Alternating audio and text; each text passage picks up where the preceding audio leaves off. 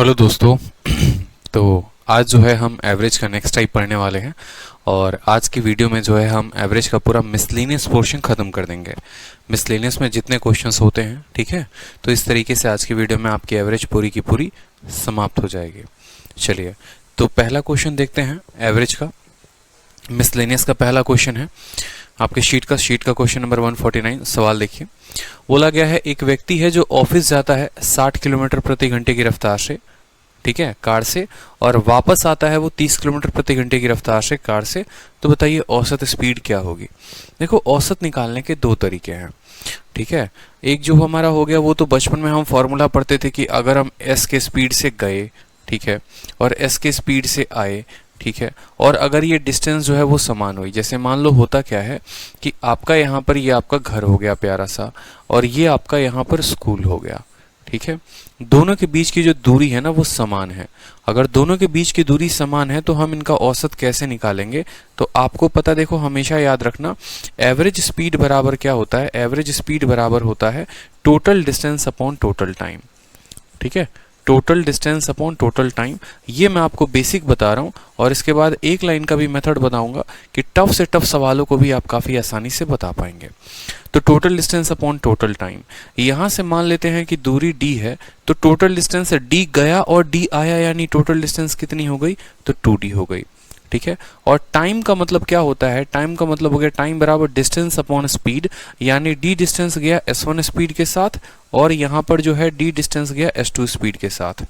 जब आप इसको सॉल्व करेंगे, इसके d को काटेंगे, तो यही फॉर्मूला आपका बन जाता है 2s1 s2 divided by s1 plus s2, ठीक है, divided by s1 plus s2। s1 plus s2 यहाँ आएगा, s1 s2 ऊपर चला जाएगा, d से d कट जाएगा, तो ये फॉर्मूला यहाँ बन जाता है। इसी को बहुत लोग x भी कह देते हैं कि 2xy divided by x plus y, लेकिन ये कहानी हम बचपन में पढ़ा करते थे। अब हमें ये कहानी से कोई वास्ता नहीं है, कोई मतलब नहीं है, हमें ये कहानी नहीं पढ़नी है। रीज़न मैं आपको बताऊं क्यों नहीं पढ़ना है। तो आपके पेपर में जैसे मानो ऐसा क्वेश्चन टफ बनाकर आ सकता है कि मान लीजिए कि आपका एक पार्क है, ऐसे क्वेश्चन आपको दे दिया जाएगा, ठीक है, कि ये आपका एक पार्क है और ये जो है एक स्क्वायर के फॉर्म में पार्क है। सभी की जो दूरी है वो मान लीजिए कि 70 किलोमीटर का पार्क है ये, ठीक है, या ऐसे समझ लीजिए कि 70 मीटर का ये पार्क है, 70 ना कह के कोई बढ़िया डेटा देते हैं, 78.69 मीटर का ये पार्क है। इसकी एक साइड जो है वो 78.69 मीटर की है, ठीक है। आप यहाँ पर 10 किलोमीटर प्रति घंटे की रफ्तार से जाते हैं, दूसरी साइड जो है वो 20 की रफ्तार से जाते हैं, ठीक है, तीसरी साइड जो है आप 30 की रफ्तार से जाते हैं और चौथी साइड आप 40 किलोमीटर प्रति घंटे की रफ्तार से जाते हैं, ठीक है। और तब आपसे बोलेगा कि बताइए जो आपकी औसत गति है वो आपकी कितनी होगी, ठीक है। दूरी आपको इतनी दे दी, 10 किलोमीटर, 20 किलोमीटर, 30 किलोमीटर, 40 किलोमीटर, तब आपसे औसत गति पूछेगा। अब ऐसे केस में आपने तो कोई फॉर्मूला पढ़ा ही नहीं है। दो के केस में याद कोई स्टूडेंट कर लेता है, क्या कर लेता है, 2xy upon x plus Y. तीन अलग अलग गति दी जाती है तो वो भी याद कर लेता है, 3xyz divided by xy plus yz plus zx। दुनिया के हर छोटी बड़ी किताब में ये दो चीज़ें मिल जाती हैं, लेकिन क्या आपको इसका सॉल्यूशन मिलेगा।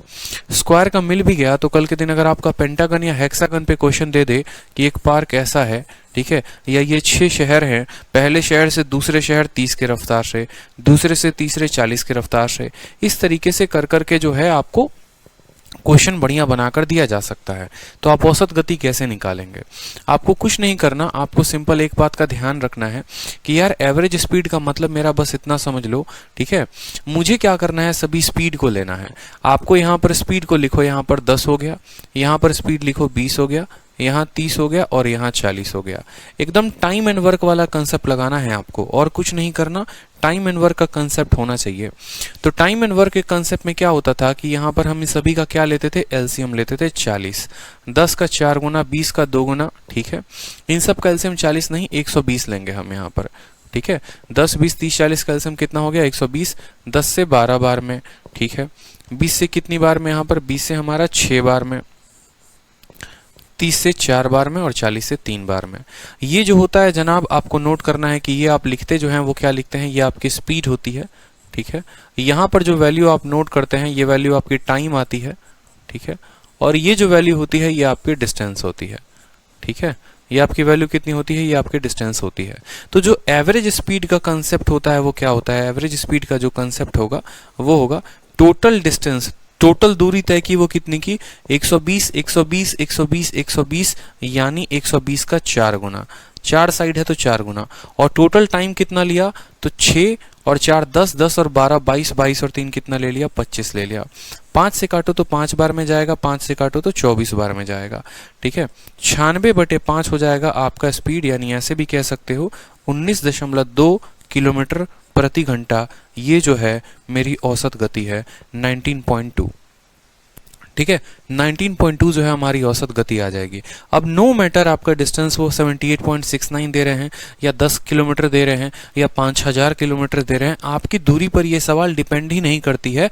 बिना दूरी का पता लगाए भी जो है आप यहाँ पर औसत गति निकाल सकते हैं। करना कुछ नहीं है, सभी स्पीड को रखना है, उनका एक एलसीएम लेना है, आपका टाइम आ जाएगा। टोटल डिस्टेंस के लिए हमेशा ध्यान रखना गुना करना है, ये कभी टोटल डिस्टेंस नहीं होता, ये एक साइड होती है 120। ऐसे आपको टोटल 4 राउंड लगाने हैं, 1 round 2 round 3 round 4 round 4 round लगाएं। ऐसा हम करते क्यों हैं, इसीलिए ताकि जो हमारा टाइम है वो ऐसी संख्या हो जाए जो कि कट जाए। नहीं तो अगर आप ऐसा नहीं करेंगे तो आप यहाँ से टाइम निकालते निकालते जीवन बर्बाद हो जाएगा और आप सवाल को हल नहीं कर पाएंगे। ठीक है, तो यहाँ पर भी सेम तरीके से बोला गया, या तो आप फॉर्मूला लगा लीजिए 2xy/x + y, और नहीं तो आप एलसीएम मेथड से ले लीजिए। दोनों हम आपको बता देते हैं इस सवाल के लिए। अगर आप फॉर्मूले के ऊपर हैं तो आप फॉर्मूले से भी देखिए, तो फॉर्मूला हो जाएगा आपका हमेशा एवरेज बराबर, ठीक है, कितना होगा 2 × 60 × 30 × 60 + 30 कितना हो जाएगा 90। ठीक है, 30 से काटेंगे तो 3 बार में कटेगा, 3 से काटेंगे तो 20 बार में कटेगा। औसत गति हमारी आ गई 40 की। ठीक है, और अगर हम एलसीएम मेथड से करते हैं तो हम एलसीएम मेथड से भी कर पाएंगे कि हमारी स्पीड है 30 की, दूसरी स्पीड है 60 की, दोनों का हमने लिया तो 60 आ गया, 30 का 2 गुना 60 का 1 गुना। टोटल डिस्टेंस जो हो गया, देखो एवरेज निकालने का, टोटल डिस्टेंस 60 जाने का 60 आने का, यानी 120 और बटे में कितना है 3 है, तो 120/3 कितना आ जाएगा 40 आ जाएगा। ऑप्शन नंबर सी का होना प्यार है बिल्कुल। ठीक है, कोई दिक्कत की बात यहाँ पर, टोटल डिस्टेंस क्या हो गया 60 का 2 गुना और टोटल टाइम हो गया हमारा 3, तो हम किसी भी तरीके से निकाल सकते हैं, कोई दिक्कत की बात नहीं है। ठीक है, चलिए अगला सवाल देखिए। यहाँ पर क्वेश्चन बोला गया है, एक व्यक्ति जो है वो 15 किलोमीटर 5 किलोमीटर प्रति घंटे की रफ्तार से चलता है, 12 किलोमीटर 6 किलोमीटर प्रति घंटे की रफ्तार से चलता है और 16 किलोमीटर 4 किलोमीटर प्रति घंटे की रफ्तार से चलता है। बताइए उसकी औसत गति क्या होगी। देखो कोई दिक्कत नहीं है, सेम तरीके से हमें औसत गति निकालना है तो एवरेज स्पीड का फंडामेंटल एक ही होता है भैया। देखो एवरेज स्पीड बराबर टोटल डिस्टेंस, जितना आप दूरी तय करेंगे और जितना आप समय लेंगे, जितना दूरी तय करेंगे और जितना आप वक्त लेंगे उस दूरी को तय करने में, ये होता है आपका। तो अगर आप टोटल डिस्टेंस की बात करेंगे तो आपने दूरी कितनी तय की है, यहाँ पे 15 किलोमीटर यहाँ तय किया है आपने, 16 किलोमीटर यहाँ पर तय किया है आपने, और इसके अलावा 12 किलोमीटर यहाँ पर तय किया है।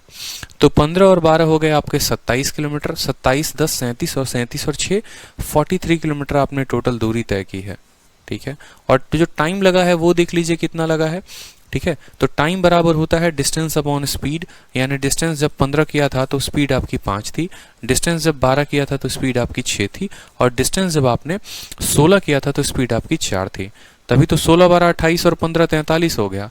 तो यहाँ से आप काटेंगे तो 3 आएगा। ठीक है, 6 से काटेंगे तो 2 आएगा, 4 से काटेंगे तो 4 आएगा, यानी हम लिख सकते हैं 43/4 3 7 2 9। ठीक है, 43/9, 9 चौके 36, 7/9 हमारा कौन सा ऑप्शन है, 4 सही 7/9 kilometre per hour. Option number C का होना प्यार है बिल्कुल, कोई दिक्कत की बात यहाँ पे। ठीक है, चलिए अगला क्वेश्चन भी देखिए। यहाँ पर अब कुछ इस तरीके के क्वेश्चंस होंगे तो इनको कैसे हल करेंगे वो भी देखते हैं। सवाल में बोला गया है 2 कक्षा का औसत जो है m और n का 25 और 40 है, ओवरऑल इनका जो औसत है वो 30 है, तो m और n का रेशियो बताओ। अब एवरेज के कंसेप्ट में आपको एलिगेशन जो है वो भी मिक्स किया जा सकता है। देखो एवरेज एक ऐसा टॉपिक है जिससे बहुत सारे क्वेश्चंस बनते हैं अलग अलग चैप्टर के। आप एवरेज से टाइम स्पीड डिस्टेंस के भी क्वेश्चन बना सकते हो, आप एवरेज से जो है वो मिक्सचर के क्वेश्चंस भी बना सकते हो। ये जो क्वेश्चन है ये क्वेश्चन तो है एवरेज का, लेकिन बनेगा हमारा एलिगेशन के मेथड से। ठीक है, बनेगा हमारा एलिगेशन के मेथड से। जैसे हमें पता है कि दो कक्षाओं का औसत 25 और 40 है, तो हमें पता है एलिगेशन में एक कक्षा का औसत 25 यहाँ रखा, दूसरी का हमने 40 रखा, और इन दोनों का जो औसत होता है वो हमेशा बीच में लिखा जाता है 30। इस बात को याद रखेंगे। कभी कल के दिन कह दिया जाएगा ये लड़कियों का औसत है, ये लड़कों का औसत है, ये पूरे क्लास का औसत है, ठीक है, ये आपका तमिलनाडु का औसत है, ये आपका उत्तर प्रदेश का औसत है, ये पूरे तमिलनाडु और उत्तर प्रदेश दोनों का औसत है। मतलब बीच में हमेशा वो संख्या रखी जाती है जो इन दोनों से मिलकर बनी होती है, इसीलिए इसका जो मान होता है वो एक से बड़ा होता है और दूसरे से छोटा होता है। एलिगेशन में हम यही पढ़ते हैं। इनका हम रेशियो जब निकालते हैं तो देखो रेशियो में वैल्यू कैसे आती है। जो बड़ा वाला है उसको 30 से घटाओ, 40 से 30 को घटाओगे कितना आएगा, 10 आएगा। और 30 और 25 में कौन बड़ा है, 30 बड़ा है, तो 30 से 25 को घटाओ, 30 माइनस 25 कितना हो जाएगा, 5 हो जाएगा। रेशियो आप काट के देखिए तो किस रेशियो में आए हैं, 2:1 में आए हैं। तो यहां पर बोला जाएगा m और n, m की डेटा कौन सा था, m का डेटा हमारा ये था, और n का डेटा कौन सा था, n का डेटा ये था। जब भी आप दो कक्षाओं के जो है एवरेज को कंसिडर करेंगे तो आपके उनके नंबर का रेशियो मिलेगा, यानी 2:1 जो होगा वो आंसर होगा। ऐसा क्यों होता है, देखो जब आप एवरेज को लिखते हो तो एवरेज का मतलब होता है total student upon total number, ठीक है। और कभी भी एलिगेशन में जब हम एलिगेशन लगाते हैं तो नीचे उन्हीं संख्याओं का रेशियो आता है जो बट्टे में होते हैं यहाँ पर। यही कारण है कि जब आप कॉस्ट प्राइस में एलिगेशन लगाते हो तो कॉस्ट प्राइस जैसे लिखते हैं 2 रुपए प्रति किलो, मान लो 2 रुपए पर केजी, ठीक है, कि कोई भी जैसे मान लो ये मार्कर है, ठीक है, या फिर चीनी लेकर आते हो 40 रुपए किलो, तो जो किसके रेस्पेक्ट में कहा जाता है, किलो के, इसलिए यहाँ पर क्वांटिटी का जो है वो रेशियो आता है। आप प्रॉफिट परसेंट की बात करते हो तो प्रॉफिट परसेंट क्या होता है, प्रॉफिट अपॉन सीपी होता है।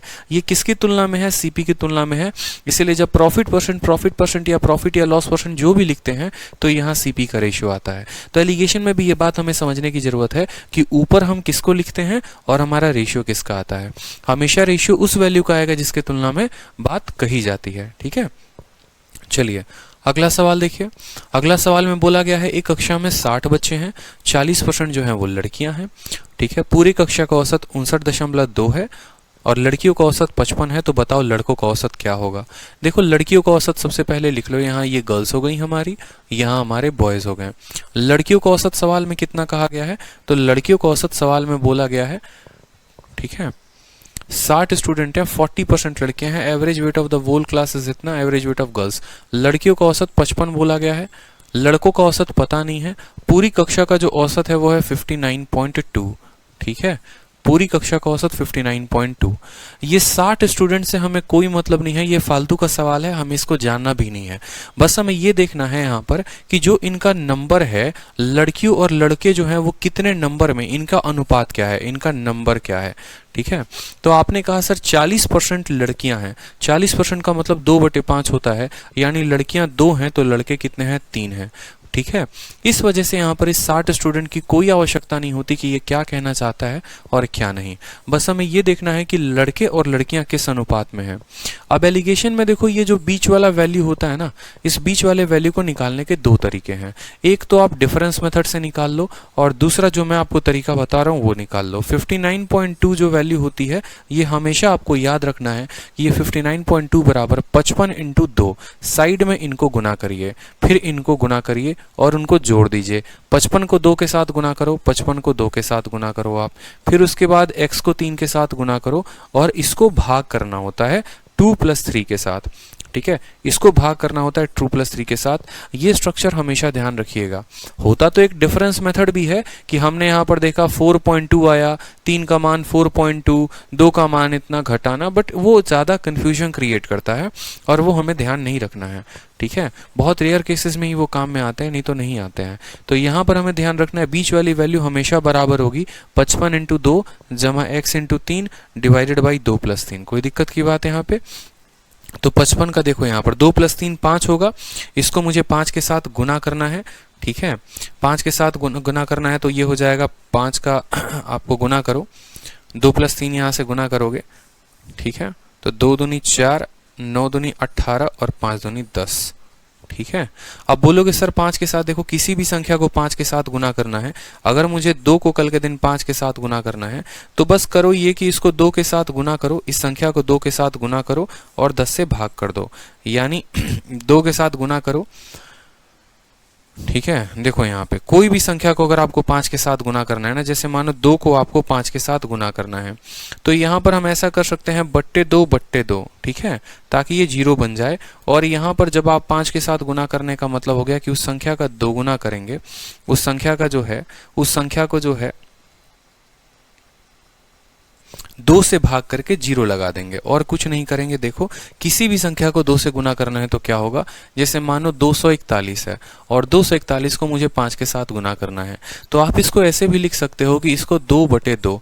अब ये 5 और 2 क्या बना देता है, 10 बना देता है, यानी आप लिख सकते हो 241 इंटू 10/2, ठीक है। और फर्दर इसको ये भी कह सकते हो, मान लो ये 242 था, ठीक है, तो 1 2 1 0, यानी हम सीधा सीधा यहाँ पहुंच सकते हैं। किसी भी संख्या को 5 से गुना करना है, यानी उसका दोगुना, उसको आधा करके 0 लगा दीजिए, उसको आधा करके 10 से मल्टीप्लाई कर दीजिए। समझ में आ गई बात। तो जैसे मुझे यहाँ पर इसको 5 से गुना करना था, मैंने कहा इसका आधा करता हूँ, 2 दूनी 4, 2 9 18, 2 6 12, ठीक है, और 10 से गुना कर दिया। 10 से गुना कर दिया तो डेसिमल हमारा हट गया।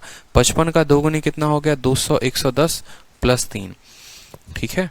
अब 110 हो गया तो आपका यहाँ पर आ जाएगा 186/3, 186/3 जो हो गया वो किसकी वैल्यू आ गई, x की वैल्यू आ गई।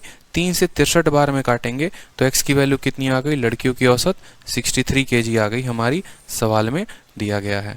फिर से समझ लीजिए हमने किया क्या है, हमने यहाँ पर लड़कियों का औसत रखा, लड़कों का औसत रखा, टोटल औसत रखा, नंबर रखा और x की वैल्यू हमने निकाल दी, ठीक है। बहुत सारे स्टेप हमने सीखे, बीच में कौन सी वैल्यू आती है, कैसे निकालते हैं, 5 का गुना भी हमने यहाँ पर सीखा। किसी भी संख्या को 5 के साथ आपको गुना करना है, आपको बस करना एक ही काम है उसमें, ठीक है, कि आपको जो है, वैसे मान लो बहुत बड़ी संख्या है 5 4 9 3 6 2, अब मुझे इसको 5 के साथ गुना करना है, कुछ नहीं करना माई भाई, ठीक है, कुछ भी नहीं करना मेरे दोस्त, आपको इसको संख्या को 2 से भाग करके और 10 से मल्टीप्लाई कर दीजिए। 2 से भाग करिए तो 27 बार में जाएगा, 2 से भाग करिए 4 बार में, 2 से 6 बार में, 8 बार में 1, और ये 0 हमारा ये आंसर हो जाएगा, ठीक है। चलिए नेक्स्ट क्वेश्चन देखिए। नेक्स्ट क्वेश्चन बोला गया है, एक अच्छा सा इस तरह का भी क्वेश्चन आता है आपके पेपर में। सवाल में बोला जाता है कि 27 संख्याओं का जो औसत है वो 0 है, उनमें से कितने जो हैं वो 0 से बड़े हो सकते हैं। How many them can be greater than 0 at the most, ज़्यादा से ज़्यादा कितनी संख्याएं 0 हो सकती हैं। अब मान लो मैंने कल के दिन आपको कहा, ठीक है, कि मेरे पास 3 संख्या है, मान लो ये a है और b है और c है, और इनका जो औसत आया है ना, इनका जो औसत आया है वो 0 के बराबर आया है, इनका औसत 0 के बराबर आया है। इनका औसत 0 आने का मतलब क्या है कि इनका जो सम होगा ना, इनका जो सम होगा वो भी 0 होगा, क्योंकि वो 3 उधर जाकर मल्टीप्लाई कर देगा, यानी इन सब को जोड़ने पे 0 आएगा। अब मेरे सामने एक ऐसी कंडीशन है कि मुझे 3 संख्याओं को जोड़कर 0 बनाना है, उसमें मैं ज़्यादा से ज़्यादा कितनी संख्याओं को 0 से बड़ा रख सकता हूँ। 0 से बड़ा रखने का मतलब है कितनी संख्याओं को मैं पॉजिटिव रख सकता हूँ। मेरी ये 3 संख्या है ना, इनमें से ज़्यादा कितनी संख्याओं को मैं पॉजिटिव रख सकता हूँ, ठीक है, वो हमसे बोला गया। तो देखो ऐसे में कंडीशन क्या होता है, मान लो कि ये संख्या जो है 3 ली आपने, ये 2 ली, तो कंडीशन ये बनेगा कि इसको जो है आपको -5 रखना पड़ेगा, तभी 3 और 2 जो है वो 5 आ जाए। मतलब अगर मान लो मैंने यहाँ पर 10 संख्याएं ली हैं तो 9 संख्या जो हैं उनको मैं पॉजिटिव रख सकता हूँ और एक संख्या जो है उसको मैं नेगेटिव रख सकता हूँ, लेकिन ये जो एक संख्या होगी इन सभी 9 संख्याओं के जोड़ के बराबर होगी, ठीक है। जैसे मान लीजिए कि हमने यहाँ पर 4 5 संख्या रखी, मैंने कहा 4 का, 5 का, 6 का, 7 का, 1 का, और इसमें x जोड़ो ताकि सब 0 आए। तो मैंने कहा ये सभी संख्याएं पॉजिटिव रहेंगी, कोई दिक्कत नहीं, x जो है वो नेगेटिव रहेगा और वो इनके सम के बराबर होगा, यानी 10 7 17 5 22 और 1 23, x की वैल्यू -23 आनी चाहिए, ठीक है। तो जैसे हमारे सवाल में बोला गया है, तो हम ऐसा हमेशा कह सकते हैं कि अगर मेरे पास टोटल n नंबर हैं, कितने नंबर हैं, n नंबर हैं, तो या तो 2 कंडीशंस बनते हैं, ठीक है। एक तो ये बनता कि n-1 नंबर जो हैं इनको हम पॉजिटिव रखें, ठीक है, तो यहाँ पर एक संख्या जो है वो नेगेटिव रहेगी हमेशा, ठीक है, और वो नेगेटिव रहेगी तो वो क्या रहेगी, n-1 संख्या जो है पूरा का पूरा जो है इतने संख्या पॉजिटिव रहेगी और एक संख्या जो है वो क्या रहेगी, नेगेटिव रहेगी, और नेगेटिव वाली संख्या इन सभी संख्याओं का जोड़। ऐसा सवाल में कल के दिन उल्टा भी पूछा जा सकता है, ठीक है, कि तुम्हारे पास 27 संख्याएं हैं, सभी का जो औसत है वो तुम्हारा क्या है, 0 है, ठीक है। तो ज़्यादा से ज़्यादा कितनी संख्याएं ऐसी हैं जिनको तुम नेगेटिव रख सकते हो? तो सेम कहानी हो जाएगी, ठीक है, कि जैसे मानो मेरे पास 3 संख्या हो गई, यहाँ पर ABC हो गया और ज़्यादा से ज़्यादा नेगेटिव रखना है। इसको -1 रखूंगा, इसको -2 रखूंगा, तो तीसरे वाले को जो है वो +3 रखना पड़ेगा, मतलब इन दोनों जोड़ के बराबर। तो अल्टीमेट हमें सीखने को जो मिला वो यही मिला कि अगर मेरे पास n नंबर हैं तो ज़्यादा से ज़्यादा बोलेगा कितनी संख्याओं को पॉजिटिव रख सकते हो, तो हमेशा उससे एक कम 27 में से एक कम 26 होगा। और ये भी बोलेगा ज़्यादा से ज़्यादा कितना नेगेटिव रख सकते हो, तो भी 27 में से एक कम 26। मतलब एक संख्या हम बचा लेते हैं और उस संख्या को सभी के जोड़ के बराबर रख देते हैं। अगर नेगेटिव है वो संख्या पॉजिटिव होगी, अगर बाकी संख्याएं पॉजिटिव है तो वो नेगेटिव होंगी। क्लियर हो गया? चलिए, जैसे यहाँ पर बोला गया है 1088 संख्याओं का जो है औसत 0 है, इनमें से ज़्यादा कितनी नेगेटिव हो सकती हैं? तो हमेशा जो हमारा आंसर होगा वो हमेशा n-1 होगा। जितनी भी संख्या होगी उससे एक कम, तो 1088 में से एक कम 1087 जो होगा वो हमारा करेक्ट आंसर होगा, ऑप्शन नंबर डी। क्लियर हो गया? कोई दिक्कत की बात यहाँ तक? चलिए नेक्स्ट देखिए, ये भी अच्छा क्वेश्चन हो गया। आपको बोला जाता है the average of 9 2 digit number is decreased bye 6, ठीक है, when the digit of one of the 2 digit number is interchange, find the difference between the digit of that number. काफ़ी अच्छा क्वेश्चन पूछा जाता है, इस तरीके से भी CHSL में पूछा गया सवाल है, ठीक है। और एवरेज के अपने नए नए तरह के कंसेप्ट को आपको ये डिफाइन करता है। कैसे बनाएंगे आप देखिए, बोला गया है दो डिजिट की कितनी संख्याएं हैं? 9 संख्याएं हैं। 2 डिजिट की 9 संख्याएं हैं और उनका औसत 6 से कम हो जाता है जब digit of one of the 2 digit number is interchange. जैसे मानो मैंने आपको कहा मेरे पास 2 डिजिट की 9 संख्याएं, हो सकता है 21 हो, 53 हो, इस तरीके से करते करते टोटल मेरे पास 9 नंबर्स हैं, 9 नंबर हैं। जैसे हो सकता है अगर मैंने गिनती शुरू की तो मानो 21 से, 22 से, इस तरीके से करते करते 30 तक मैंने गिनती लेके चला गया। कोई दिक्कत की बात नहीं है, 30 तक तो नहीं जाएगा, मानो यहाँ पर 29 तक जाएगा और फिर मैंने एक 31 ले लिया, क्योंकि 30 को जब पलटेंगे तो वो 2 डिजिट नंबर नहीं रहेगा। Average of 9 2 digit number are decrease, इसका जो औसत है ना वो डिक्रीज हो जाता है कितने से? 6 से, जब हम किसी एक संख्या का when digit of one of the 2 digit number is interchange कर दें, हम उसके डिजिट को बदल दें। हमेशा अब एक बात ध्यान रखना, एक 2 डिजिट की संख्या है आपकी XY, तो जब आप इसको लिखते हैं तो बोलते हैं कि सर ये 10x प्लस y होता है, ठीक है। और जब आप इसको इंटरचेंज कर देते हैं तो ये XY की जगह YX बन जाता है, और YX को लिखने के लिए आप क्या लिखते हैं? 10y प्लस x लिखते हैं। तो इनके चलते जो हमेशा अंतर आता है वो होता है 9 इंटू x माइनस वाई। इनके चलते कभी भी जो अंतर आता है वो आता है 9 इंटू एक्स माइनस वाई। अगर मैं इनका अंतर देखूँ, 10y में से एक y गया 9y, ठीक है, और 10x में से इतना गया तो 9 इंटू एक्स माइनस वाई। यानी कभी भी हम ऐसा कह सकते हैं, कोई भी 2 डिजिट की संख्या को इंटरचेंज करेंगे तो उनका जो डिफरेंस होता है वो 9 का मल्टीपल होता है। सवाल में बोला गया है कि 9 संख्याएं हमने ली हैं और जो उनका औसत है वो 6 से कम हो गया है, उनका औसत 6 से कम हो गया है।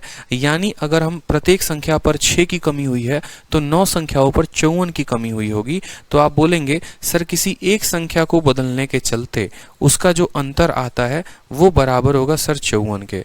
वो बराबर होगा कितना? 54 के। वो बराबर होगा कितना? 54 के। तो सर वो संख्याओं के बीच का जो अंतर आएगा वो कितना आएगा? x माइनस वाई बराबर 6। बात खत्म, कोई दिक्कत की बात नहीं। 1 सेकंड का आंसर था, लिख सकते हैं। एक संख्या के बदलने के चलते जो डिफरेंस होता है 9 इंटू एक्स माइनस वाई, हमने तो यहाँ पर कुल मिलाकर 9 संख्याएं बदली हैं। अगर हमें एक लाइन में लिखना होता तो हम सीधा क्या बोलेंगे कि देखो प्रत्येक संख्या के बदलने के चलते 9 इंटू एक्स माइनस वाई होता है, और टोटल यहाँ पर बदलाव कितने का आया है? औसत में 6 का बदलाव है और संख्या हमारे पास 9 है, यानी 9 संख्याओं में 6 का बदलाव आया है। 9 से 9 खत्म, एक्स माइनस वाई